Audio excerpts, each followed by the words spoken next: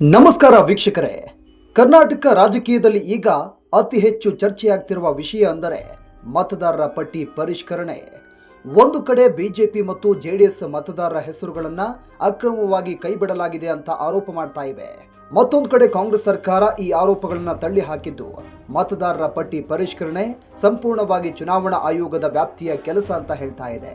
ಹಾಗಾದ್ರೆ ಈ ವಿವಾದದ ಹಿಂದಿನ ಸತ್ಯ ಏನು? ಆರೋಪಗಳು ಏನು? ಸರ್ಕಾರದ ಉತ್ತರ ಏನು? ಚುನಾವಣಾ ಆಯೋಗದ ನಿಯಮಗಳು ಏನು? ಈ ಎಲ್ಲದರ ಬಗ್ಗೆ ಸಂಪೂರ್ಣ ಮಾಹಿತಿಯನ್ನ ಈ ವಿಡಿಯೋದಲ್ಲಿ ಕೊಡ್ತಾ ಹೋಗ್ತೀನಿ. ಮತದಾರರ ಪಟ್ಟಿ ಪರಿಷ್ಕರಣೆ ಅಂದರೆ ಏನು? ಪ್ರತಿ ಚುನಾವಣೆಗೆ ಮುನ್ನ ಮತದಾರರ ಪಟ್ಟಿಯನ್ನ ನವೀಕರಿಸಲಾಗುತ್ತೆ.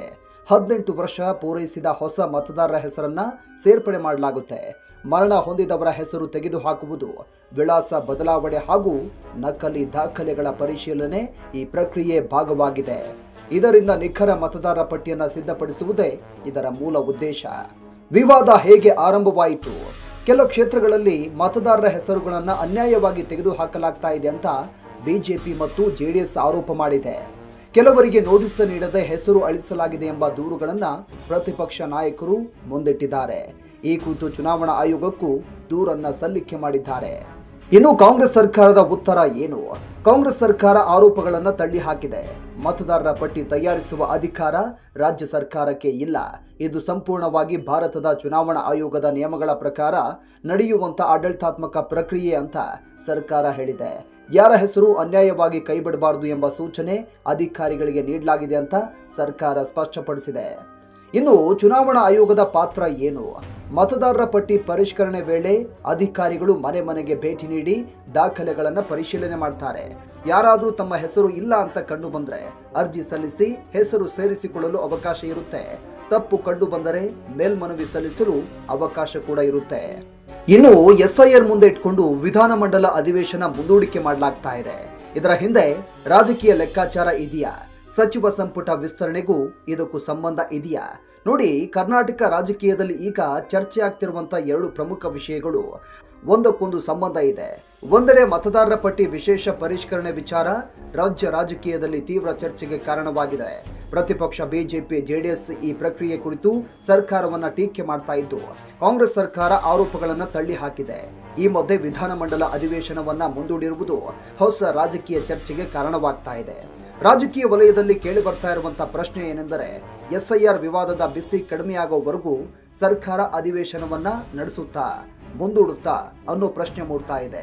ಕಾರಣ, ಅಧಿವೇಶನ ನಡೆಯದಿದ್ದರೆ ಪ್ರತಿಪಕ್ಷಗಳು ಇದೇ ವಿಷಯವನ್ನ ಪ್ರಮುಖ ಅಸ್ತ್ರವನ್ನಾಗಿ ಬಳಸುವ ಸಾಧ್ಯತೆ ಕೂಡ ಇದೆ ಅಂತ ವಿಶ್ಲೇಷಣೆ ಕೇಳಿ ಬರ್ತಾ ಇದೆ. ಇದರ ಜೊತೆಗೆ ಮತ್ತೊಂದು ಮಹತ್ವದ ಬೆಳವಣಿಗೆ ಎಂದರೆ ಕಾಂಗ್ರೆಸ್ ಸರ್ಕಾರದ ಸಚಿವ ಸಂಪುಟ ವಿಸ್ತರಣೆ ಕುರಿತು ಚರ್ಚೆಯೂ ಕೂಡ ಹಲವು ದಿನಗಳಿಂದ ನಡೀತಾ ಇದೆ. ಆಡಳಿತ ಪಕ್ಷದ ಹಲವು ಶಾಸಕರು ಸಚಿವ ಸ್ಥಾನಕ್ಕಾಗಿ ನಿರೀಕ್ಷೆಯಲ್ಲಿದ್ದಾರೆ. ಸಂಪುಟ ವಿಸ್ತರಣೆ ಯಾವಾಗ ಎಂಬ ಕುತೂಹಲವೂ ಕೂಡ ಮುಂದುವರೆದಿದೆ. ಹೀಗಾಗಿ ರಾಜಕೀಯ ವಲಯದಲ್ಲಿ ಒಂದು ಪ್ರಶ್ನೆ ಕೇಳಲಾಗ್ತಾ ಇದೆ. ಮೊದಲು ಎಸ್ಐಆರ್ ವಿವಾದವನ್ನ ನಿಭಾಯಿಸಿ ನಂತರ ಸಂಪುಟ ವಿಸ್ತರಣೆ ಹಾಗೂ ಅಧಿವೇಶನ ನಡೆಸುವ ತಂತ್ರವನ್ನ ಸರ್ಕಾರ ಅನುಸರಿಸ್ತಾ ಇದೆಯಾ? ಆದರೆ ಇದನ್ನ ಸರ್ಕಾರ ಅಧಿಕೃತವಾಗಿ ದೃಢಪಡಿಸಿಲ್ಲ. ಸರ್ಕಾರದ ಅಧಿಕೃತ ನಿಲುವಿನ ಪ್ರಕಾರ ಅಧಿವೇಶನದ ದಿನಾಂಕ ನಿಗದಿ ಆಡಳಿತಾತ್ಮಕ ಮತ್ತು ಶಾಸನಾತ್ಮಕ ಕಾರಣಗಳ ಆಧಾರದ ಮೇಲೆ ನಿರ್ಧರಿಸಲಾಗುತ್ತೆ. ಎಸ್ಐಆರ್ ವಿವಾದ ಅಥವಾ ಸಚಿವ ಸಂಪುಟ ವಿಸ್ತರಣೆಯೊಂದಿಗೆ ಅಧಿವೇಶನ ಮುಂದೂಡಿಕೆ ಮಾಡೋದನ್ನ ಸರ್ಕಾರ ಇನ್ನೂ ಕೂಡ ತೀರ್ಮಾನ ಮಾಡಿಲ್ಲ. ಹೀಗಾಗಿ ಎಸ್ಐಆರ್, ವಿಧಾನಮಂಡಲ ಅಧಿವೇಶನ ಮುಂದೂಡಿಕೆ ಮತ್ತು ಸಚಿವ ಸಂಪುಟ ವಿಸ್ತರಣೆ ಈ ಮೂರು ವಿಷಯಗಳು ಈಗ ರಾಜಕೀಯ ಚರ್ಚೆಯ ವಿಷಯಗಳಾಗಿದೆ. ಸಾರ್ವಜನಿಕರು ಏನ್ ಮಾಡಬೇಕು? ಪ್ರತಿಯೊಬ್ಬ ಮತದಾರರು ತಮ್ಮ ಹೆಸರು ಮತದಾರರ ಪಟ್ಟಿಯಲ್ಲಿ ಇದೆಯಾ ಅಂತ ಪರಿಶೀಲನೆ ಮಾಡಬೇಕು. ಹೆಸರು ಇಲ್ಲದಿದ್ದರೆ ತಕ್ಷಣ ಸಂಬಂಧಪಟ್ಟ ಚುನಾವಣಾ ಅಧಿಕಾರಿಯನ್ನ ಸಂಪರ್ಕ ಮಾಡಬೇಕು, ಅರ್ಜಿಯನ್ನ ಸಲ್ಲಿಕೆ ಮಾಡಬೇಕು. ಒಟ್ಟಾರೆ ಮತದಾರರ ಪಟ್ಟಿ ಪ್ರಜಾಪ್ರಭುತ್ವದ ಮೂಲ ಆಧಾರವಾಗಿದೆ. ಆದ್ದರಿಂದ ಯಾವುದೇ ಆರೋಪವಿದ್ದರೂ ಅದರ ಸತ್ಯಾಸತ್ಯತೆಯನ್ನ ಪರಿಶೀಲಿಸುವುದು ಸಂಬಂಧಪಟ್ಟ ಅಧಿಕಾರಿಗಳ ಜವಾಬ್ದಾರಿ.